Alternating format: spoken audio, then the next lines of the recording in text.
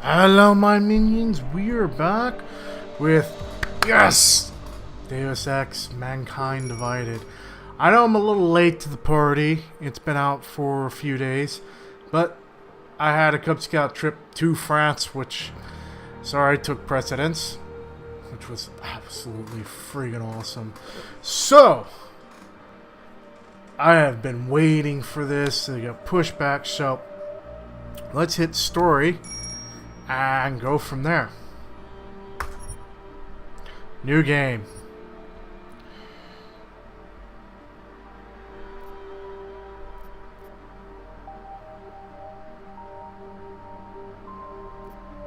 Well, dude, give me a challenge for now.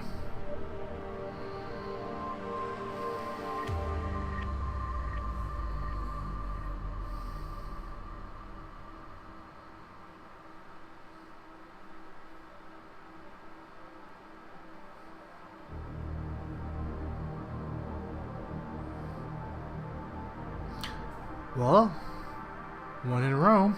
The year was 2027.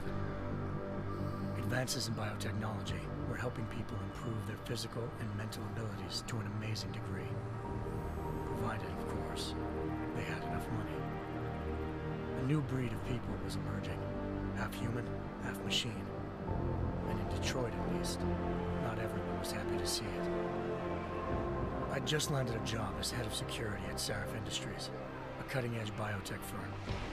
David Sarif himself handpicked me for the job. Said he needed me to keep his people safe. My ex, Megan Reed, was one of them. Brilliant neuroscientist, Megan had found a way to make augmentation safe and affordable for everyone. All she had to do was present her research to Congress. But the night before her big meeting, my security measures failed. A team of Black Op mercenaries stormed into Sarif headquarters, massacring everyone in sight. 3 of the mercs were heavily augmented walking tanks. Their mission? Take out Megan and her team. I tried to stop them, but their leader tossed me through a plate glass wall. Last thing I heard as his bullets slammed into my brain was Megan's dying scream. I should have died with her. Only I didn't. High-end military-grade enhancements saved my life. The best augmentation Sarif's money could buy. It took me half a year to get a feel for it. Should have taken longer. But 6 months into my recovery, Sarif Industries was attacked again. This time, by a radical group of pro-human purists. Violent, militant, and fanatically opposed to human augmentation. They claimed to be members of Humanity Front, a non-profit organization that wanted the UN to limit biotechnology research. The thugs broke into Sarif's factory and found machinists working overtime on a top-secret military augment called the Typhoon. Sarif sent me to retrieve it, and when I did, I found one of the so-called purists next to it, wired with cerebral implants, trying to download its classified specs. Obviously, something more was going on. The Og killed himself before I could question him. Sarif ordered me to dig deeper, so with the help of Frank Pritchard, Sarif's head of cybersecurity, I did.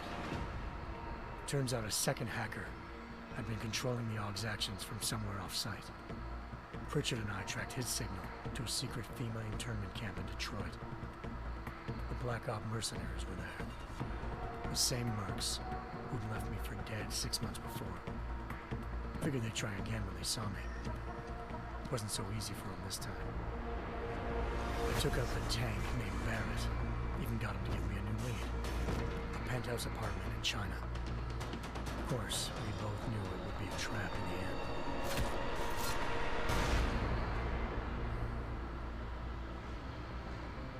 Hengsha Island, China.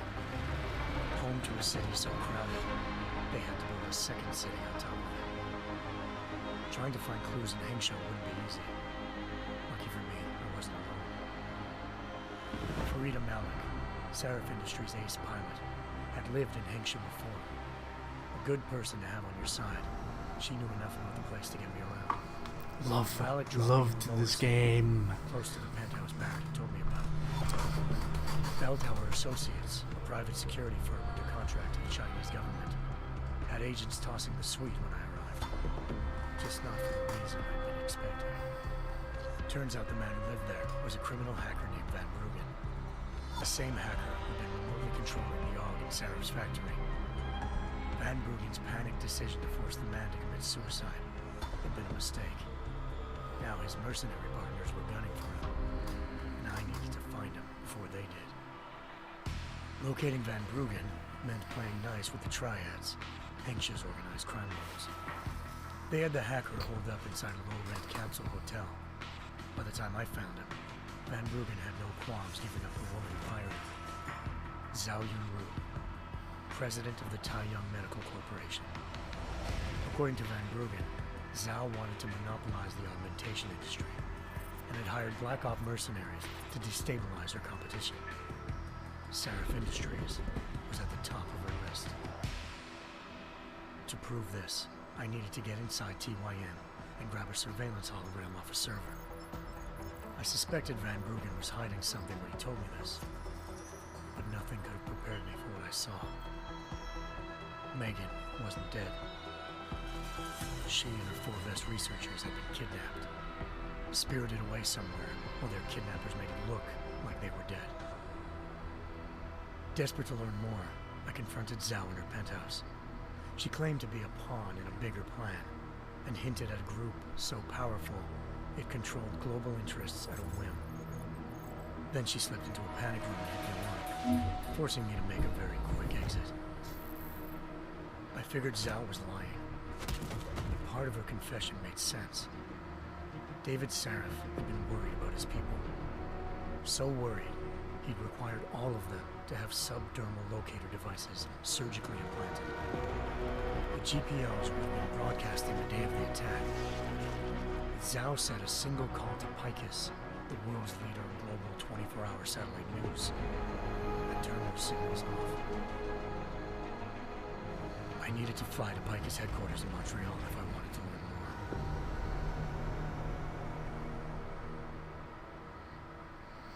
more. Eliza Cassan, Picus Communications' First Lady of News.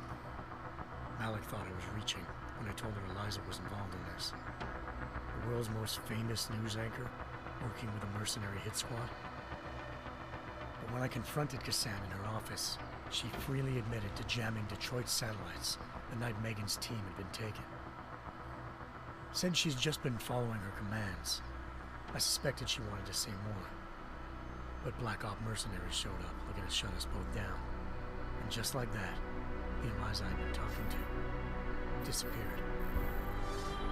The mercs were led by an augmented killer I crossed paths with twice before. Fedorova, a woman who'd made silence her best friend. She waited for me to track Eliza's transmission to a secret server room underneath the Picus complex, then jumped me from behind. A deadly fight ensued. I made sure she never moved silently again. With Fedorova down, and no one left to keep Eliza quiet, she reappeared. Turns out Picus's First Lady of News wasn't a lady at all. She was a sophisticated AI program, engineered to monitor data streams and control what people believed. Eliza told me the mercs had brought in a Humanity Front doctor named Isaiah Sandoval to remove the scientist's implanted tracking devices while Detroit's satellites were down. She also told me to speak to David Saraf if I wanted to learn more. By the time Malik and I got back to Detroit, tensions between normal and augmented citizens had reached a flashpoint. Riots were breaking out in several cities, and the UN was being urged to intervene. Saraf was trying hard to convince Hugh Darrow, the inventor turned philanthropist who'd once been a leading proponent of enhancement technologies, to help stop a possible regulatory vote. Saraf had a lot riding on Darrow. Megan's discovery would have given millions of people the chance to evolve beyond their normal human abilities, and at the same time catapulted Seraph Industries to the top of the Fortune 500. According to Saraf, Megan's kidnappers knew this, and didn't want people evolving unless they controlled how it was done. He called his enemies Illuminati, and urged me to keep searching. Determined to do so, I tracked down Sandoval via America's most outspoken augmentation opponent. Forgot how much I enjoyed this game. Sandoval's boss and founder of Humanity Front.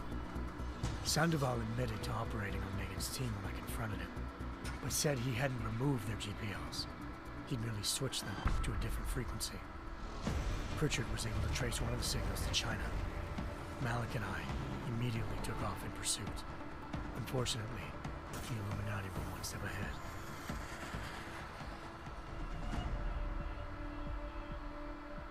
Ambushed. Shot out of the sky by Bell Tower Associates seconds after entering Hengsha's airspace. Malik's piloting skills saved me. After a tense and bitter struggle, I escaped into Lower Hengsha. The tracking signal I was following led straight to the Triads, or more specifically, to the augmented arm of Tong Si-hung, leader of a gang of augmentation harvesters. Tong said they'd taken the arm off a corpse, which Bell Tower had left at their door, meaning at least one of Seraph's scientists was dead. Maybe not the rest of them, though. Tong pointed me to a port used for human trafficking and helped me slip aboard a Bell Tower ship. We were sailing to Rifleman Bank Station, a military base in the South China Sea. Bell Tower was holding kidnapped civilians as prisoners there, and using them to perfect the Hyron Project, a human-computer interface that left most of its test subjects dead. My search for Megan would have ended then, if not for a mysterious ally named Quinn. In exchange for my help exposing Bell Tower, he slipped me aboard a second ship headed to Singapore, and an Illuminati-run biotech facility called Omega Ranch. 3 of Seraph's scientists were there, forced by their captors to create a technology capable of remotely shutting down augmented abilities.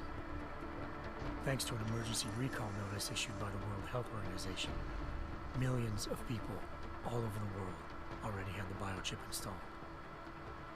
With the help of the scientists, I tracked Megan to a private section of the ranch. There, I ran into Yaron Namir, the walking tank who put a bullet in my brain the first time we met. He'd teamed up with Zhao and was hoping to catch me off guard. A little ambush didn't work. I found Megan in a suite belonging to Hugh Darrow, the billionaire philanthropist who Seraph had called on for help. Darrow had convinced her to go along with the biochip plan by promising to sabotage the tech. As she was explaining this, Darrow appeared in a global broadcast, telling the world that augmentations would be the death of mankind. Then he activated the biochips to prove his point. All over the world, augmented people flew into a killing frenzy. Darrow had betrayed everyone, and it was up to me to set things right. To do it, I had to reach Panchaea, a massive installation in the Arctic Ocean. As I raced through corridors built by an all-augmented workforce, I saw death and destruction firsthand. By the time I shut down Darrow's broadcast, I knew the damage he'd done. Still, humanity's future remained unclear. How would the world react to this sabotage?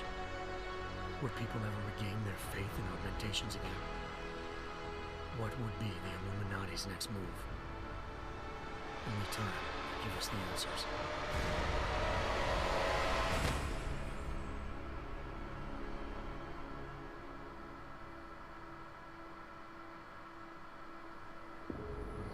Alright, my minions, ending it here, and I'll come back. If you guys and gals like what you see, please subscribe, throw me on your favorite, smash that like button, comments, questions, what a game with me you want to see me stream, let me know. And until next time, keep on gaming.